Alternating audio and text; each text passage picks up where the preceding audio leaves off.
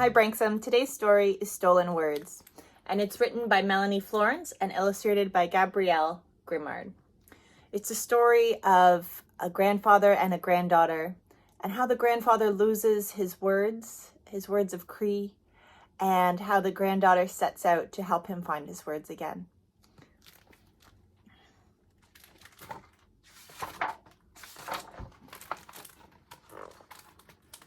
She came home from school today, skipping and dancing, humming a song under her breath. Clutching a dream catcher she had made from odds and ends, bits of string, plastic beads, and brightly colored feathers. Her glossy braids danced against her shoulders, swaying with her, black as raven's wings. "Grandpa," she said, clutching his hand, spinning under his arm before dropping it again. "How do you say grandfather in Cree?" He stopped breathing for a moment. A lifetime to a 7-year-old. He looked down sadly. "I don't remember," he answered. "I lost my words a long time ago." A frown clouded her face. "How do you lose words, Grandpa?" she asked. "They took them away," he answered. She thought for a moment. "Where did they take them?" she asked. "When they took all of us," he said, "away from home, away from laughter and soft words, away from our mothers who cried for us." She reached for his gnarled hand. "Who took you away, Grandpa?" she asked quietly. "Men and women, dressed in black, talking to us with words we did not know," he answered. They reached home and sat on the stairs together. "Where did they take you, Grandpa?" she asked. "Away to a school that was cold and lonely, where angry white faces raised their voices and their hands. When we used our words," he answered. "They took our words and locked them away, punished us until we forgot them, until we sounded like them." Harsh, sharp words. So different from the sound of our beautiful ones. She touched his weathered face, tried to wipe the sadness away with her soft hands.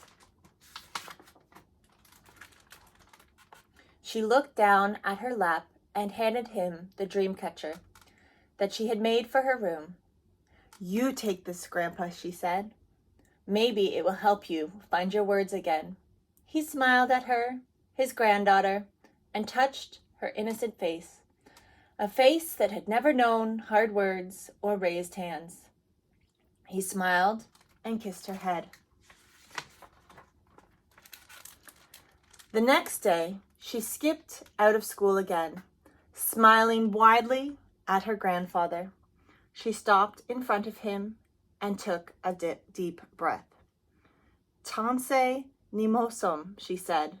His eyes widened. She smiled brighter than the sun. "I found your words, Grandpa," she said. She pulled a tattered, well-worn paperback out of her book bag. "Introduction to Cree," it said. "My teacher helped me find this for you at the library." He reached for it, hands shaking, opened it, feeling the soft, much-loved pages under his fingers. "Nosisom," he whispered. "Granddaughter." The word felt familiar in his mouth. It felt like home, his mother.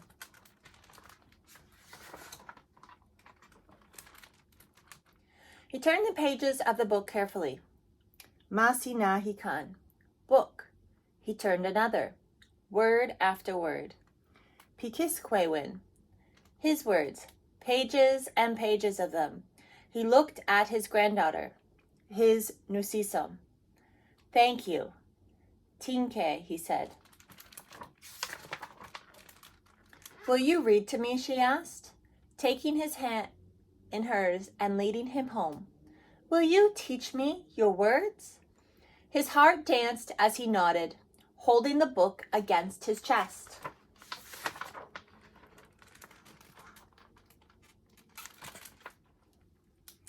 And that's our book of the week, Stolen Words, an important book today on National Day for Truth and Reconciliation.